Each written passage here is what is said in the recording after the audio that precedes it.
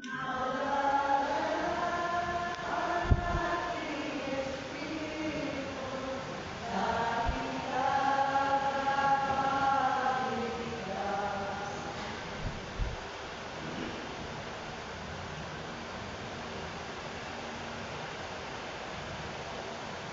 ngalan ng Ama at ng Espiritu Santo. Amen. Sulayin niyo ang Panginoon. At sumayin. Ngayon po naging natin ang kapastahan ng pagkakalaga sa panasong simbahan sa halagang Roma. At kung tayo maraming mga sa panasong diwa, amin po na natin ang ating mga kasalanan. Inaalun ko sa Panginoon Diyos at sa inyo mga kapatid, naghapon na kasama sa isip sa lahat at sa aking pagkukulang. Kaya sinasama ko sa mga Biblia sa lahat ng mga at sa inyo mga kapatid natin namin sa Panginoon ang Diyos. Kawa tayo ng pamilyang Diyos, magaling tayo sa ating mga kasalanan at nagbabayan tayo sa buhay ng mundo. Amen. Panginoon, kawa. Panginoon, hawaan kami. Kristo, kawa. Kristo, hawaan kami. Panginoon, kawa. Panginoon, hawaan kami. Manalangin. Mga pamilya mula sa mga buhay at hindi ito. Ikaw ay nagtayo ng dakila lalamanin na Panginoon. Ang pagkakot ng Espiritu ng ipagdadaan ko sa iyong sabayan upang mabigyan ng tulong bilang iyong gusto ng kapayapaan sa halaga sa pamamagitan ng Jesucristo kasama ng Espiritu Santo magpasawalan. Amen.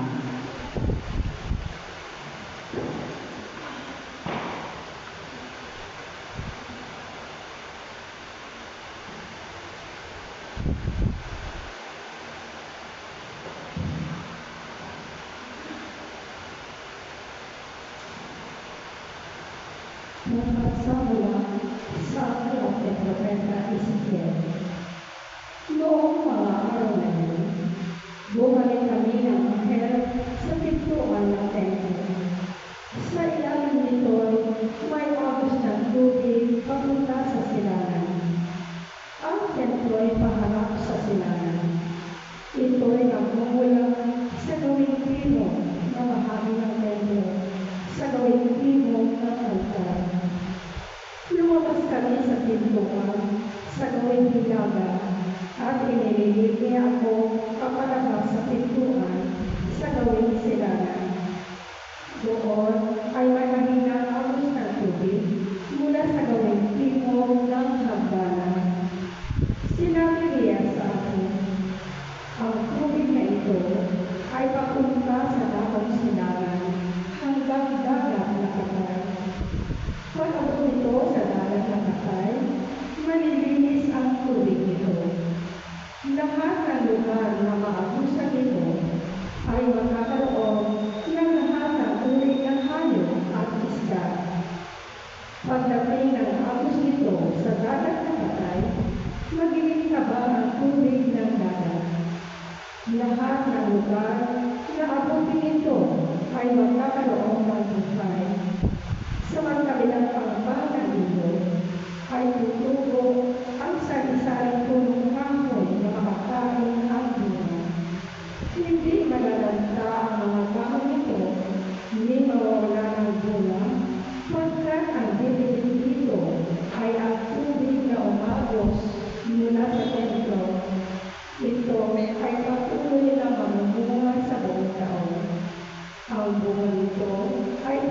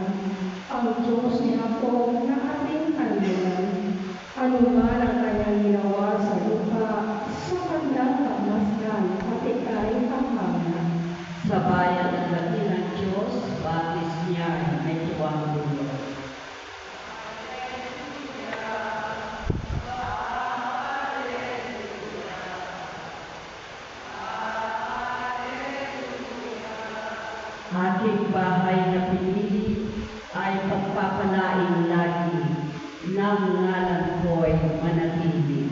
Alleluia, Alleluia. Sumayo ang Panginoon. At sumayo rin. Ang pagbayad ng pagbalita ng Panginoon ayon kay San Juan. Papuri sa iyo, Panginoon. Marami na ang Pasko at mga Hudyo. Kaya pumunta si Jesus sa Jerusalem.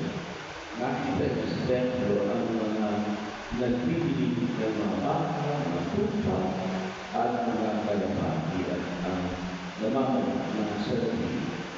Gumawa siya ng isang pagmalupit na lumi at pinagkakaroon niya palabas ang mga mangarap pati mga baka at tupa.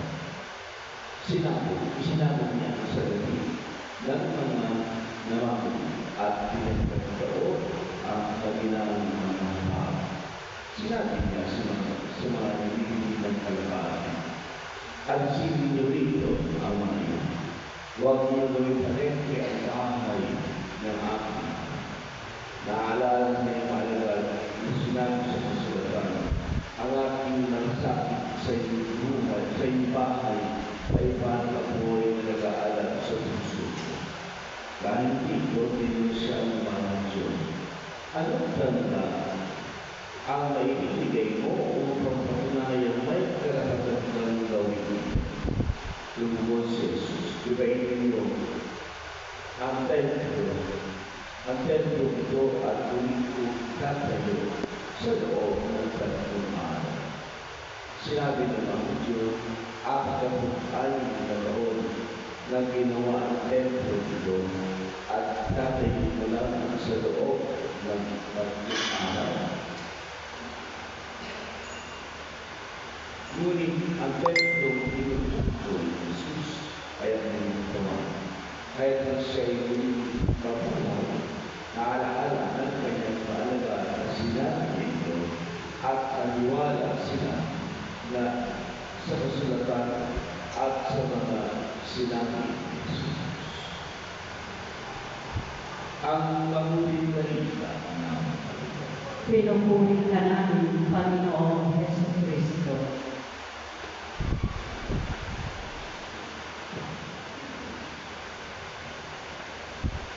Ang Basilika ni San Juan pinagdala. Ito po ay isa o sa tinatawag na 4 major churches in Rome. Ang 4 major churches na ito, yung Basilika ni San Pedro, yun ang sabahin natin.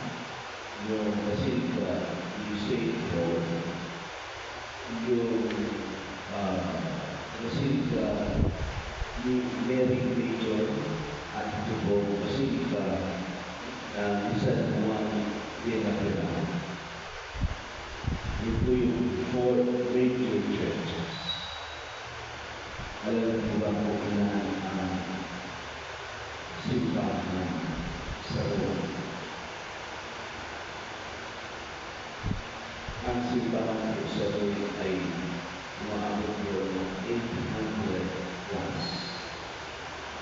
Simbahan ng Puyo. Kaya po sa Rome, bawat kaso may simbahan. Literally, bawat kanto may simbahan. Ganun po marami ang simbahan sa Rome. Pero, meron tinatawag na 4 major churches. Pero, ano yung pagkakaiba nila? Ito po St. John Lateran. Ito po ang seat ng diocese ng Rome. Dito po nag-opisina ang obispo ng Rome. At sino po ba ang obispo ng Rome? Ang Papa. So, kahit sino po, siya po ang obispo ng diocese of Rome. At ito po yung pinaka-cathedral ng diocese of Rome. Ang St. John Lateran. malaki po yung simbahan na ito. Diyan po nakalagay sa haligi sa wall yung lahat ng mga naging santo pa ng aming simbahan. Sa gilid ko lahat siya yung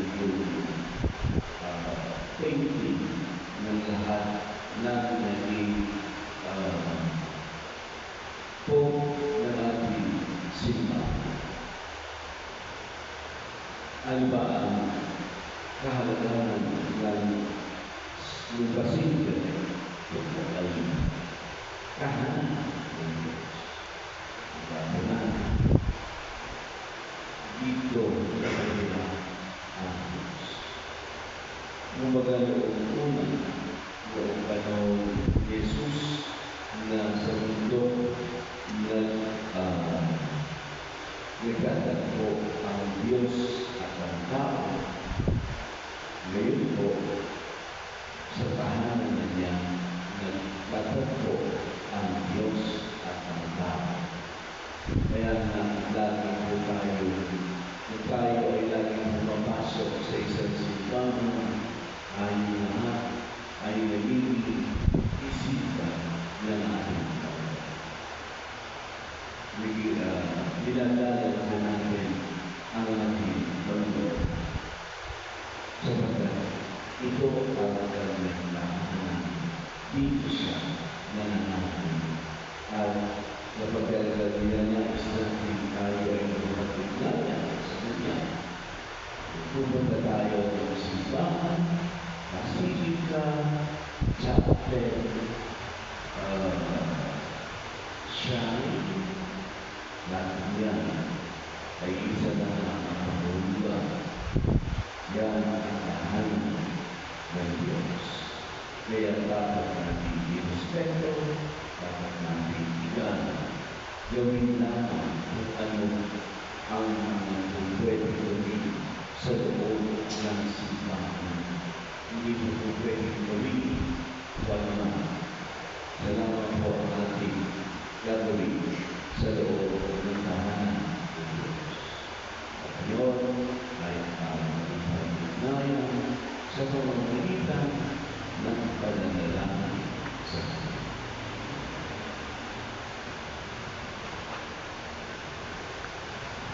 Nananahan ang ating pagpapagligtas sa buhay ng templo ng kanyang simbahan. Isang binyagang bayan ng Lipot sa ilalim ng kahalingin sa Pedro.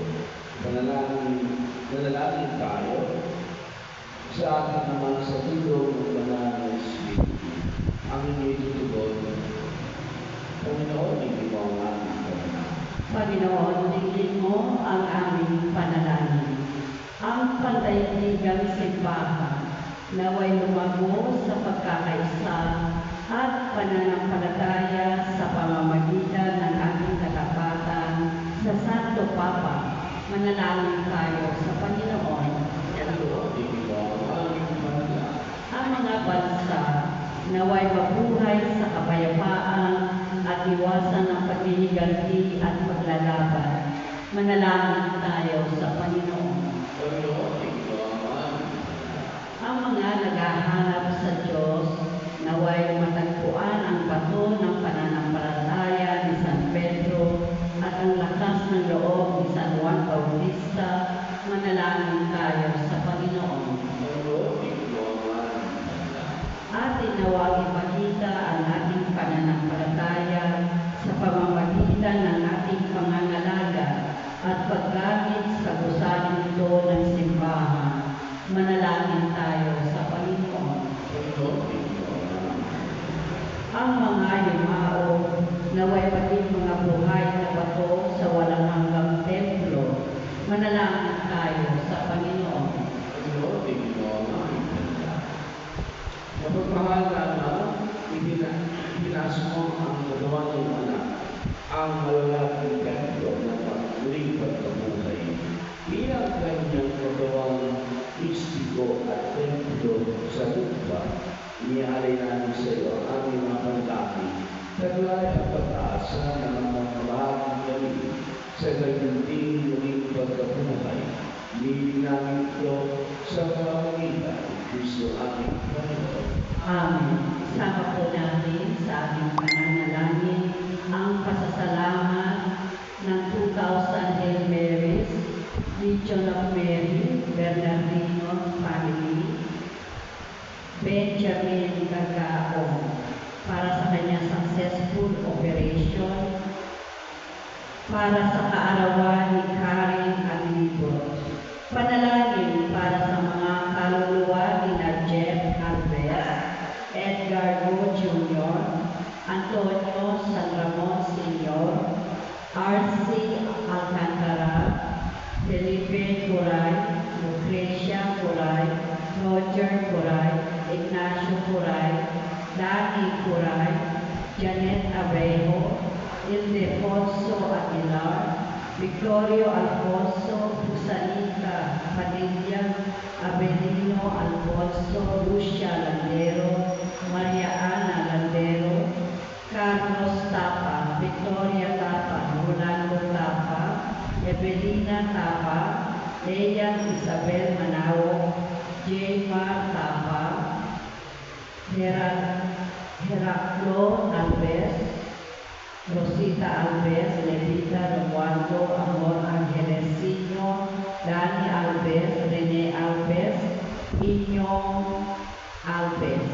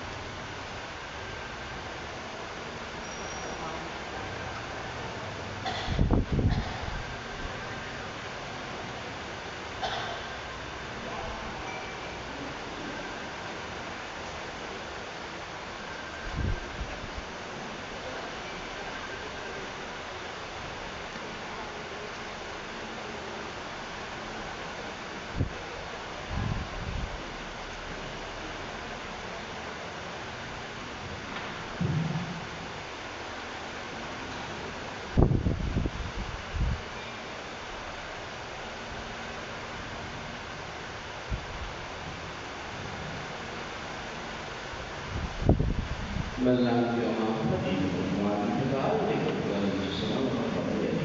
Tanggapin nawa ng Panginoon itong paghahain sa iyong mga kamay, sa kapulian niyang karangalan, sa ating kapakinabangan at sa buong sambayanan niyang banal. Ama namin mga pangyarihan na iyong mahinulang ay nilalapat mong gawagi yung sambayanan. Ipagalob mo ang mga nitipon ngayon sa alam mo ay magtingkatan, magmahal at makasunod sa iyo upang sa iyong pagkakatulad ay manalapin sa pagkakamit ng iyong pangako sa iyong bibig. Sa pamamagitan ni Yesu Cristo, sa mga Espiritu Santo, magpasola ng mundo. Amen. Sumainyo ang Panginoon. At sumayo din. Taas niyo sa inyong puso at dito. Itinas na namin sa Panginoon. Pasalamatan natin ang Panginoon natin Diyos. Marapat na siya ay pasalamatan. Ama namin mga pangyarihan, tuloy ang marapat na ikaw ay aming pasalamatan sa pamamagitan ng Jesucristo na ang aming Panginoon. Nilaw kong dito sa dusaning tinayo namin ang iyong sampay ay lagi mong makakapilin sa aming pagluhok, pagdulok upang sa iyong matalagin. Dito mo'y ginahan at laging ginaganak ang pinag-iwatig mong pakikisama sa lahat. Dito mo'y pinakikilala sa aming kadalanan sa pagkagabi dilipong sambayanan. May mga panalig sa buong daigdig at sa katawan ni Kristo ay pamangkaalig para magkakapisang ganap sa Jerusalem sa lahat. Kaya kaisa ng mga anghel na nagsisiawit ng papulit sa iyo na walang lumpay sa kalantan, gawin mo muli sa iyo kadakilan. Santo, Santo, Santo ang Panginoon Diyos na makapangyarihan, napupuno ang langit at lupa ng kadakilaan mo. Hosana sa kaitaasan, pinagpala na paririto sa ngalan ng Panginoon. Hosana sa kaitaasan. Kamananging manang ikaw ang bukal ng panang-kamanalan kaya sa pamagitan ng iyong Espiritu, gawin mo malalamang ang loob na ito pang para sa akin, naging kanuan at dugo ng aming Panginoon Jesus Cristo. Bago niya pinagtiis ang pusang loob na maging nandong ginawa ka niya ang tinapay, pinasalamatan ka niya. Pinag-aki-aki niya yun yung kot sa kanyang malalad at sinabi, nagabili lahat ito at kali ito ang mga ginawa niya ito para sa iyo.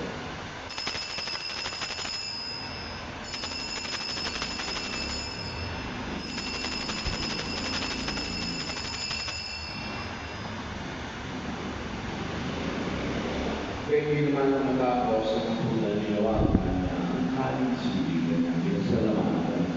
Iyabot niya ang kaling sa kanyang malalad at sinabi, nagabili lahat ito at hindi. Ito ang kalos na ito ng tawad mo lang ng kalitipada. Ang aking bubuhay bubukos para sa inyo at para sa lahat. Sino magpapatawad ng mga kasalanan. Gawin ninyo ito sa pag-aala sa akin.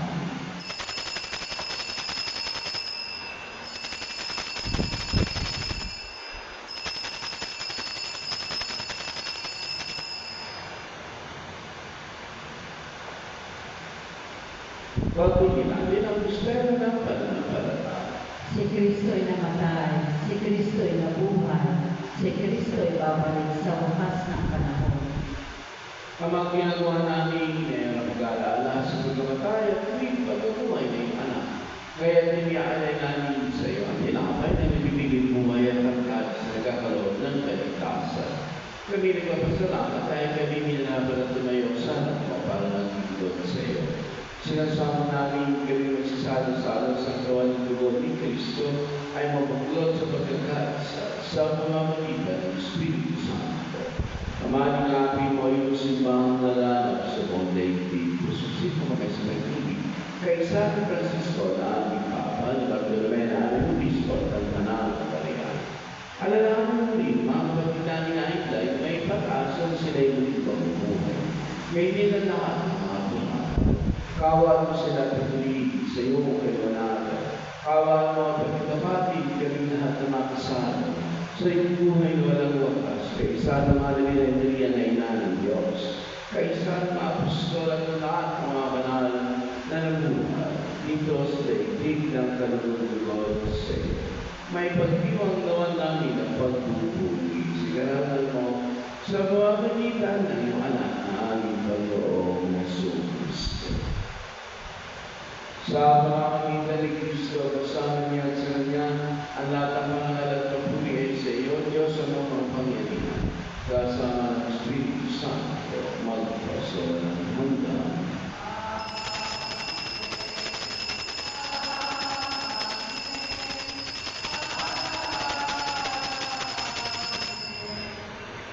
Sa pagpili na gagawin na ito sa tulong ni Jesus na Panginoon natin ang Diyos,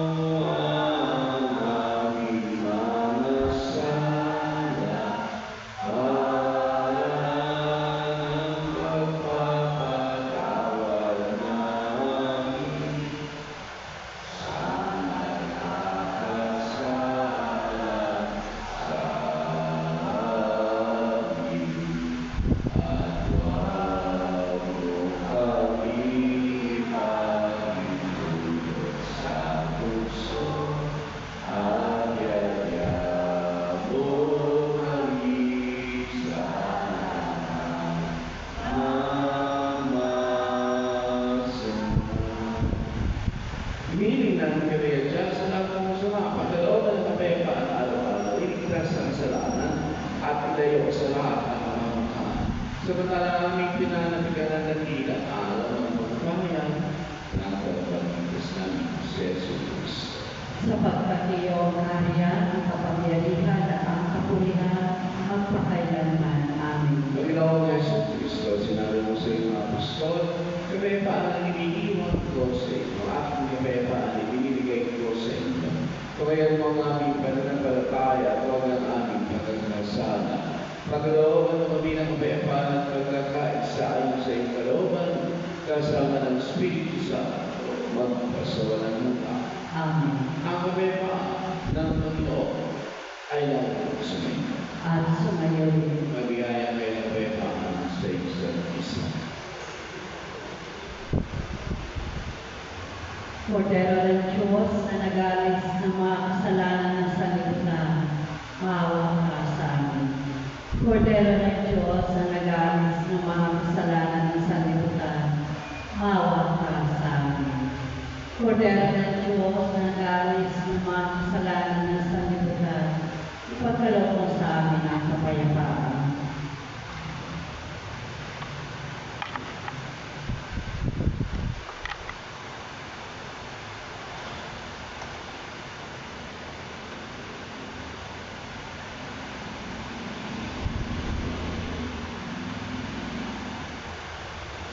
Narito si Kristo ang Kordero ng Diyos na nag-alis. Nagawa sa lahat ng sanlibutan, mapapala dahil nangyayang sa kanyang bibig. Panginoon, hindi ako dapat magpatuloy sa iyo, ngunit sa isang salita lamang ay gagaling na ako.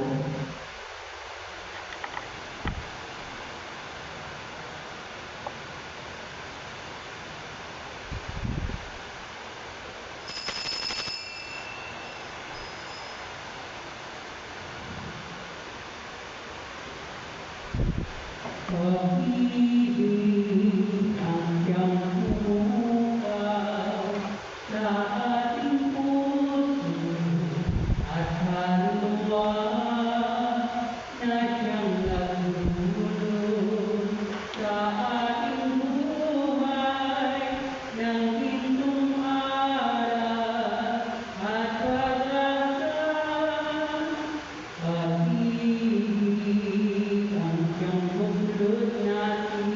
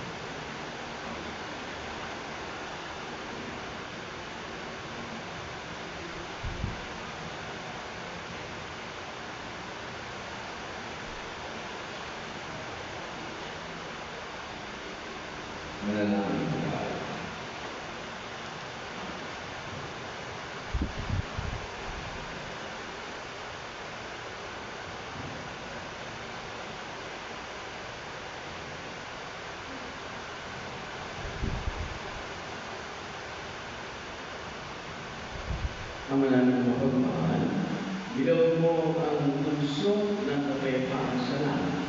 Hayaan mo ganaanan sa nakikita namin.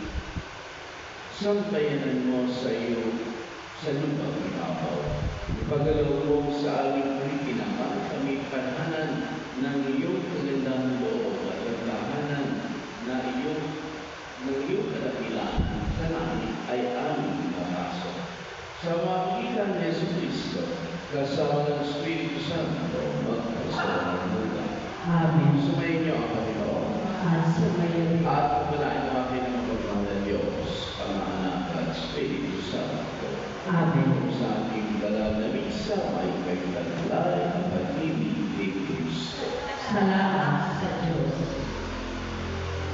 Ave Regina, Mater Misericordiae, vida dulcedo, et spes nostra salus, ad te clamamus, excelens Filii, ad te suspiramus, dementes et spentes, in maculae humanum Maria. Ira ergo, advocata nostra, illos tuos, misericordiae docus, ad nos convertis.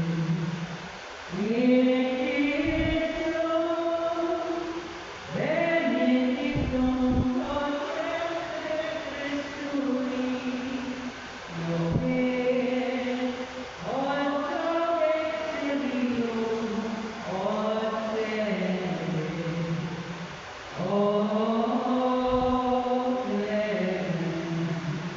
o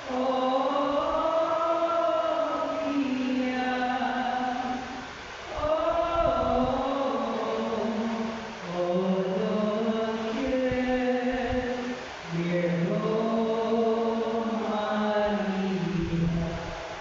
Ipanalangin mo kami ang sa kanilang ng Diyos. na kami dapat makinabang sa mga pangako ni Jesucristo na aming Panginoon. Manalangin tayo ng pangyarihan at walang hanggan Diyos sa pamamagitan ng kanyang pagtulungan ng banal na Espiritu ay lamang katawan at kaluluwa ni Maria, maluwalhating Birhen at Ina, upang ang karapat-dapat at dilahan ng iyong anak.